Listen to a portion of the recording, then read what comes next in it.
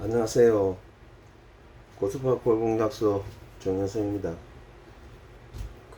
오늘은 용접할 때 가접을 왜 해야 되는지 오늘 좀 설명을 좀 하겠습니다. 새로운 코일을 제작하고 있는데 부위별로 용접을 하게 되면 동도 팽창을 합니다. 사실은 커지는 거죠. 커지기 때문에 뒤틀림이 올 수가 있습니다.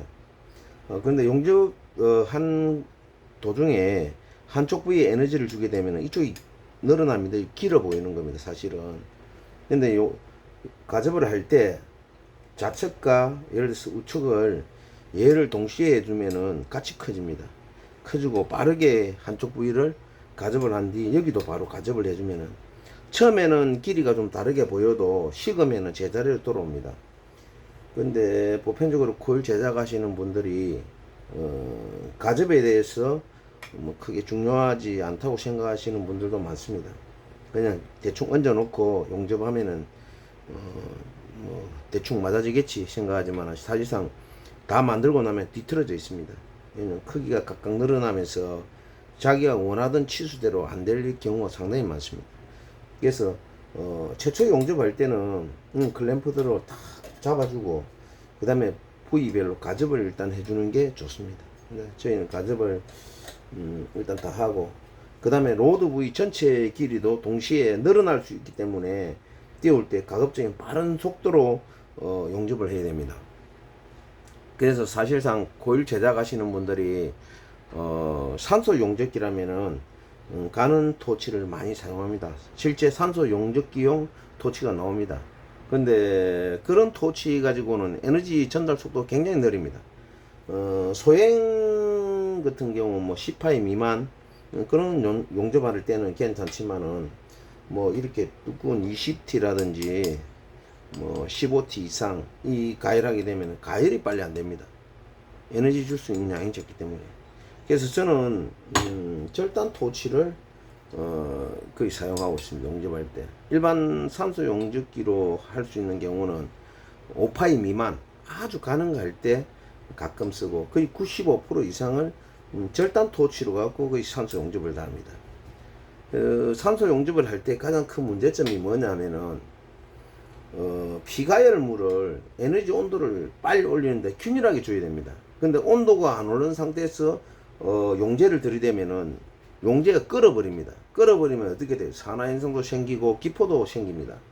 그래서 에너지를 줄 때 소재가 잘 익으면은 즉 말하면 적온이 되면은 용접봉은 그냥 물 흐르듯이 용접이 됩니다.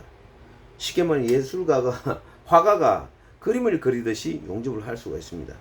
그래서 열 에너지 주는 게 가장 중요합니다. 그리고 얼마나 정확한 온도를 줄 수 있는지는 육안으로 본인이 터득을 해야 됩니다.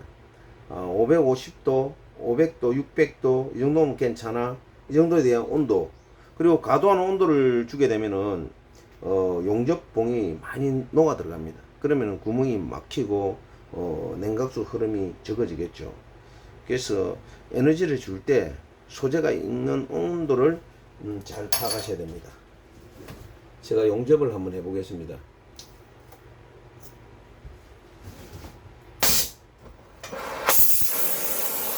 에너지를 줄 때 빠르게 줍니다. 천천히 안 줘도 일단 소재가 두개가 다 익어야 되기 때문에 소재가 거의 다 익었습니다. 그러면 하색을 잘 보시고 어때요? 열 조정을 이렇게 해주면은 센서도 상관없고 부드럽게 가죠. 자, 여기서 온도를 낮추면은 그림 그리듯이 갈 수가 있습니다. 천천히 넣어줄 수가 있습니다. 그죠? 탑을 잡고 싶다. 그럴 경우는 더 느리게 그림 조정을 해주면 탑을 잡고 있습니다. 이렇게 더 탑을 잡고 있습니다. 그렇죠? 모양이 이쁘게 열로 해서 해주면은 이쁘게 되는 거죠. 그래서 결국 용접도 에너지 주는 속도와 그 다음에 온도, 용제를 들이대는 시간이 굉장히 중요합니다. 산소 용접은 어려우면 어렵다 하고 쉬우면 아주 쉬운데 구멍이 이렇게 좀 틈이 있는 곳은 그릴 주는 게 좋겠죠. 예를 들어서 에너지 주면서 녹음 부분 됩니다. 이렇게 자연스럽게 얼마든지 에너지 온도 조절하면 쉽게도 조절이 됩니다. 그래서 용접은 자꾸 연습을 해보시면은 용이 용접제 양에 따라서 내가 속도 조절을 할 수 있는 겁니다. 그래서 용접하기 전에 물론 거기에 따른 치수를 정확히 재단을 하여서 그다음에 반드시 가접을 하셔야 정확한 코일을 만들 수가 있고 정교하게 코일이 제작이 되집니다. 그래서 대부분이 코일 만들다 보면은 많이 뒤틀어집니다. 열 에너지 때문에 활이 됩니다, 이게. 그래서 가접을 할 때도 순서가 있습니다. 제일 먼저 간섭을 안 받는 부위를 떠나서 반대편부터 가접을 하게 되면 팽창하겠죠. 이쪽이 팽창하더라도 무시해버리고 용접이 끝나고 나면 두 번째 가접 들어갑니다. 동시에 두 군데 에너지를 왕복해서 주면은 비슷한 온도로 주게 되면 같이 늘어납니다. 그 상태 가접해 주시고 그 다음에 세 번째 마지막 가접하고 나면은 조금 요 끝이 좀 다르게 보일지언정 씻고 나면은 탁 제자리에 돌아옵니다. 늘어난 만큼 줄어들기 때문에. 그래서 가접은 반드시 하셔야 됩니다.